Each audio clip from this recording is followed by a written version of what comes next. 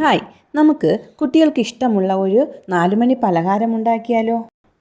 ഒരു ഏത്തപ്പഴം തൊലി കളഞ്ഞതിന് ശേഷം കനം കുറഞ്ഞ് നീളത്തിൽ നമുക്ക് അരിഞ്ഞെടുക്കാം. ഇതുപോലെ നല്ലവണ്ണം കനം കുറച്ച് വേണം അരിഞ്ഞെടുക്കാൻ.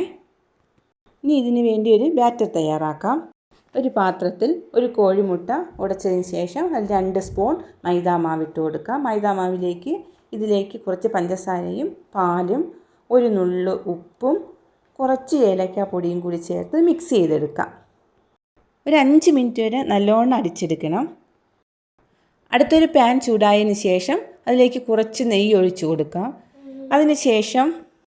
അതിനുശേഷം നമ്മളിവിടെ ചെറുതായിട്ട് നീളത്തിൽ അരിഞ്ഞു വെച്ചിരിക്കുന്ന ഏത്തപ്പഴം തിരിച്ചും മറിച്ചും ഇട്ട് നമുക്ക് മുരിച്ചെടുക്കാം. ഞാൻ 2 പ്രാവശ്യമായിട്ടാണ് പാനിലിട്ട് മുരിച്ചെടുക്കുന്നത്. അടുത്ത് അതേ പാനിൽ തന്നെ നമുക്ക് ബാറ്റർ ഒഴിച്ചു കൊടുക്കാം.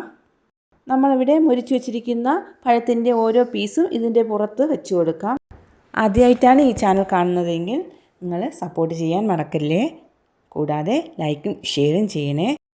പിന്നെ ഇതിലേക്ക് കുറച്ച് തേങ്ങയും കുറച്ച് നട്ട്സും ഇട്ട് കൊടുത്തതിന് ശേഷം നമുക്കൊരു 5 സെക്കൻഡ് വരെ അടച്ചു വയ്ക്കാം.